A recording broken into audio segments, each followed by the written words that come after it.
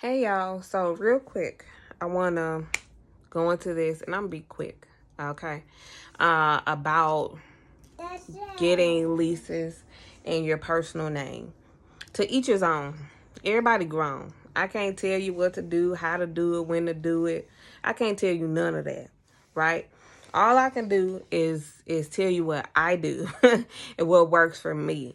I'm a huge risk taker. Huge risk taker. Like if people ask what's your risk tolerance, I'm like, I'm high, right? I don't mind spending money. I don't mind investing money. I don't mind taking a huge risk, right? If it means for a greater reward later, right? But when it comes to business, it got to make sense, right? So that's why I'm like, make it make sense, okay? Make it make sense. So if you telling me to go get a lease in my personal name and just take a chance, you might be fine, just take a chance and do it. To me, thinking about it, let me run this down for you, right? So you get your personal lease, you go and buy all this furniture. Because I don't rent furniture. I don't use like Facebook Marketplace or get secondhand furniture. I go and purchase furniture. Am I getting top of the line furniture? No, I am not, right? Because I know that it's not my home. I know that it is a short-term rental for other people to use while they're traveling or on vacation. But I purchase new furniture, right? And for me to purchase new furniture costs anywhere from about $5,000 to maybe about $8,000, depending on how large the unit is. Sometimes it can be more the more rooms you have, right? So you get the personal lease, you pay the application fee, you pay your security deposit. Maybe, I don't know if you got to pay a first month rent or not. I don't know, right? But then you buy all your furniture. Let's just say it costs you $6,000 for your furniture. But the other stuff, the application, the security deposit, maybe you got to pay a month's worth of rent. I don't know. Let's just say on the low end, it's maybe $2,000, $3,000. Let's go with $3,000. Then you buy all this furniture. That's about $9,000, right? So you telling me to go furnish it, do all this stuff, right? Put it on an Airbnb platform or a public platform and just wait to get caught. So you try to put all these things in your house rules and your descriptions and your messages to guests. Do not go to the leasing office. If anybody asks you, like you trying to send all these messages to coerce your guests into the line for you and being a part of the line with you. But then you get one guest or two guests that don't follow the rules, that don't adhere to what you ask them to do. And they go to the leasing office and say, hey, I'm here for my Airbnb, or I'm here to check into my VRBO or whatever, right? Just take one, right? So now the leasing office know that you doing something that you ain't supposed to be doing, right? So now they on high alert and they watching you, right? So sometimes it may not even take another guest to go down there and say nothing. They just watching. I've even seen it float around that a property management company was asking the guests, putting up signs in various places in the complex, in the community, asking people if they're here in the Airbnb.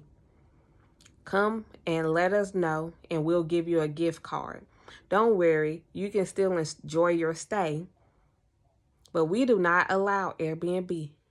So now they paying guests to tell on you.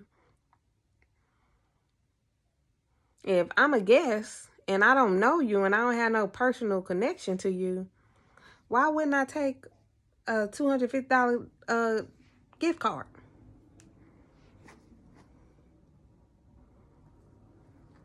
Why wouldn't I? I don't know you.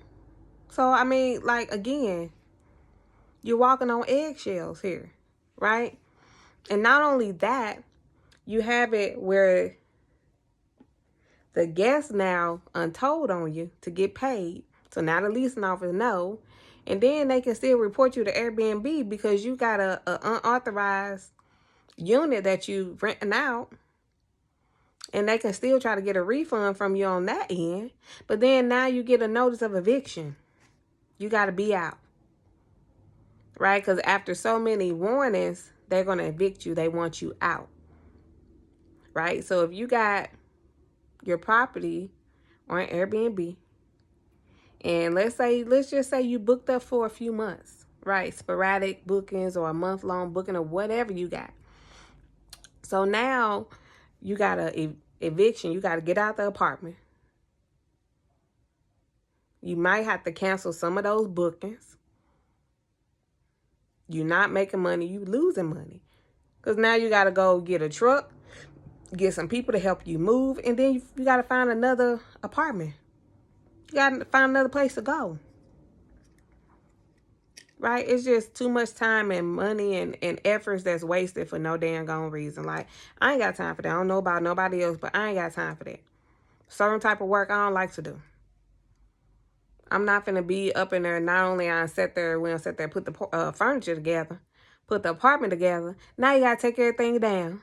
Now you gotta move it to somewhere else. I ain't got time for that. That's just too much. Like, why? Why?